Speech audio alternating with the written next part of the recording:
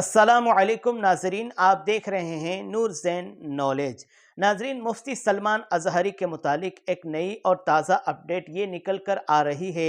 जैसा कि आपको मालूम है, मुफ्ती सलमान अज़हरी को गुजरात जूनागढ़ पुलिस ने अरेस्ट कर लिया है।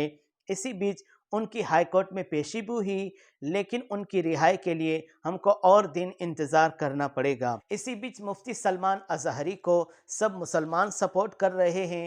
उलमा, मशाइख, अइम्मा, चाहे फिर वो किसी भी मकतबा फ़िक्र से ताल्लुक़ रखता हो, सब मुफ्ती सलमान अज़हरी को सपोर्ट कर रहे हैं। इसी बीच मुफ्ती सलमान अज़हरी को मुसलमान नहीं, अब हिंदू भी सपोर्ट करने लगे हैं। एक हिंदू पंडित मुफ्ती सलमान अज़हरी के बारे में क्या कहता है, आप खुद सुने। वो सपोर्ट करता है और कहता है कि मुफ्ती सलमान अज़हरी ने अपनी तकरीर में ऐसा कुछ नहीं कहा जिसकी वजह से उनकी गिरफ्तारी बनती है। इसलिए उस बयान को आप सुने और वीडियो को ज़रूर शेयर करें। दोस्तों नमस्कार, मेरा नाम रविकांत भारती। आप सभी को बता दें कि मुफ्ती सलमान अज़हरी साहब को गिरफ्तार कर लिया गया है और उनका गुनाह यह है कि वह इजराइल को कंडेम कर रहे थे और इजराइल के खिलाफ भाषण दे रहे थे।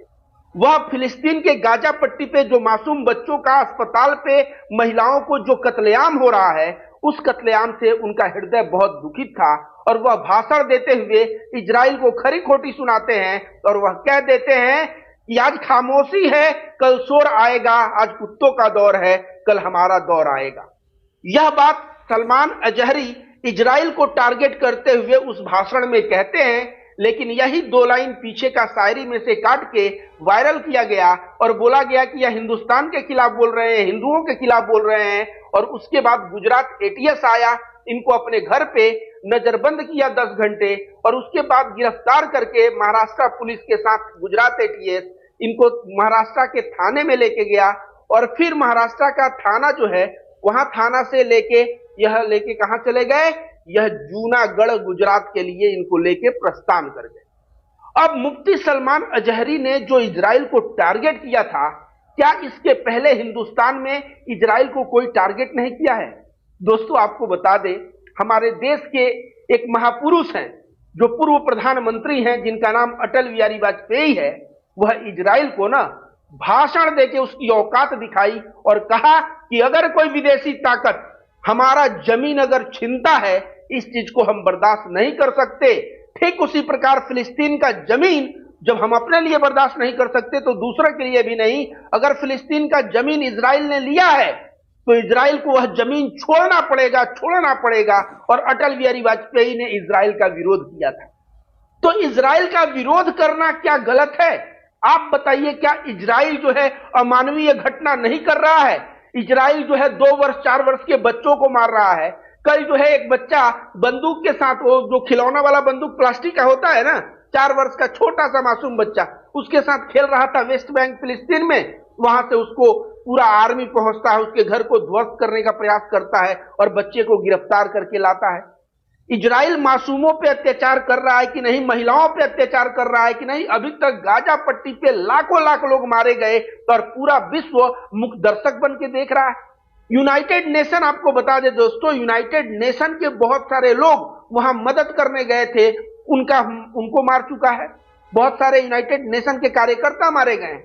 ये तो छोड़िए, बहुत सारे पत्रकार मारे गए हैं। और इस तरह से इजराइल जो टारगेट कर रहा है, यह पूरे विश्व के मानवता, अगर आप मानव हैं तो उसके ऊपर कलंक है। और उसके खिलाफ बोलते हुए मुफ्ती सलमान अज़हरी ने इजराइल के लिए, अगर वहां के हुक्मरानों के लिए अगर कुत्ता शब्द का प्रयोग किया तो क्या गलत किया? वहां पे गलत कुछ नहीं किया, क्योंकि समझिए सलमान अज़हरी से समस्या क्या है। यति नरसिंहानंद नामक कुकुर को तो आप लोग जानते होंगे, यति नरसिंहानंद सरस्वती नाम था उसका। जब नूपुर शर्मा का प्रॉफेट मोहम्मद के ऊपर बयान आया था तो यति नरसिंहानंद सरस्वती कहता है कि जो नूपुर शर्मा बोली है वह किताबों में लिखा हुआ है, कुरान में लिखा हुआ है। मैं कुरान सीडी उडी सब लेके आ रहा हूं जामा मस्जिद। 17 जून को 2022 की बात है, 17 जून को इंडिया का कोई भी इस्लामिक स्कॉलर, मौलाना, मुफ्ती, किसी में अगर हिम्मत है तो आ जाए और मेरे साथ डिबेट कर ले। उस वक्त हिंदुस्तान के कोई भी मुफ्ती मौलाना ने आवाज नहीं उठाया, सिर्फ एक बंदा आवाज उठाया और जिसका नाम था मुफ्ती सलमान अज़हरी। और यह बोले कि मुझे चैलेंज कबूल है, मैं 17 जून को आऊंगा, तू किताब लेके आना, सीडी लेके आना और तू प्रमाणित करना। यह 17 जून को जामा मस्जिद दिल्ली पहुंचे, बहुत भव्य इनका स्वागत हुआ। यति नरसिंहानंद का इंतजार होता रहा। यति नरसिंहानंद वो पता नहीं, वो दासना मंदिर से भी उस दिन भाग गया होगा, मुझे लगता है। जामा मस्जिद आने की तो बात छोड़ी।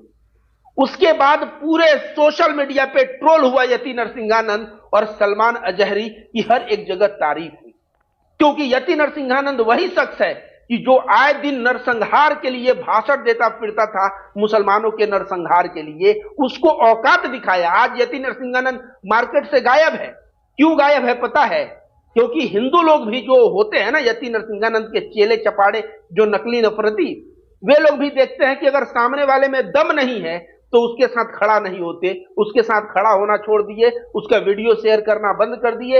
यति नरसिंहानंद का आप बताइए, 17 जून 2022 के बाद एक भी वीडियो वायरल होता आपने नहीं देखा होगा।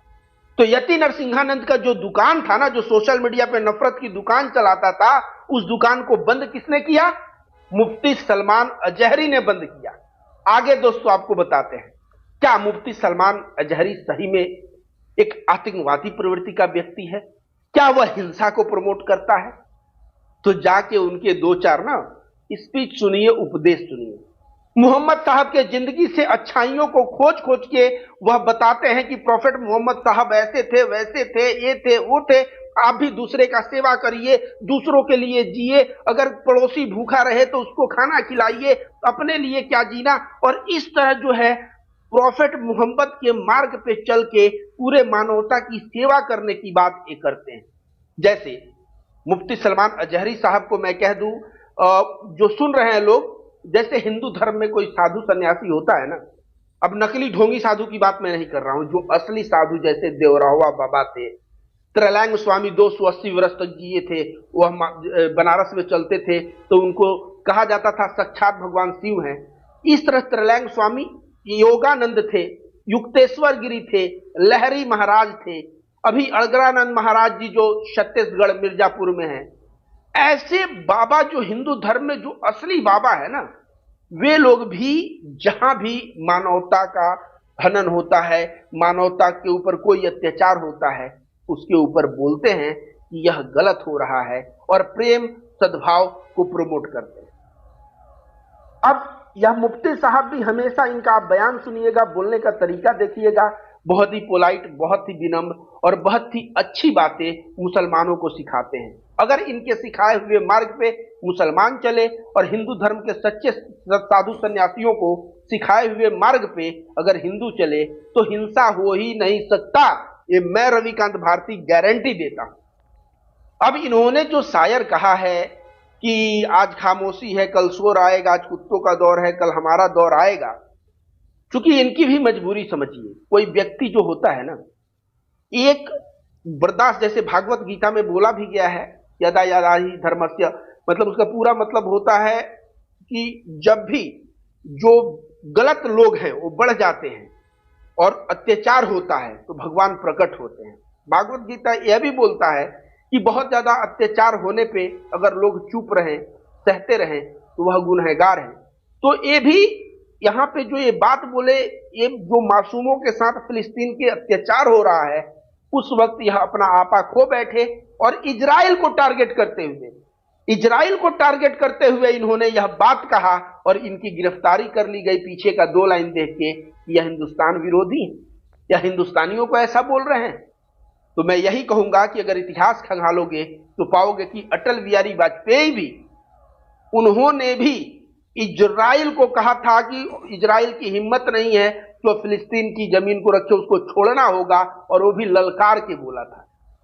तो इजराइल अगर गलत कर रहा है तो गलत को विरोध करो, और विरोध करने पे अगर उसमें का पूरा परिप्रेक्ष्य छोड़ के 2 लाइन लेके और उस पर गिरफ्तारी होती है तो यह बहुत ही बुरी बात। और आपसे भी नाज़रीन गुजारिश है कि आप भी अल्लाह ताला से दुआ करें कि अल्लाह ताला हमारे मुल्क में अमन व अमान कायम फरमाए और ख़ासकर मुफ्ती सलमान अज़हरी को जल्द अज़ जल्द रिहाई अता फरमाए। आमीन।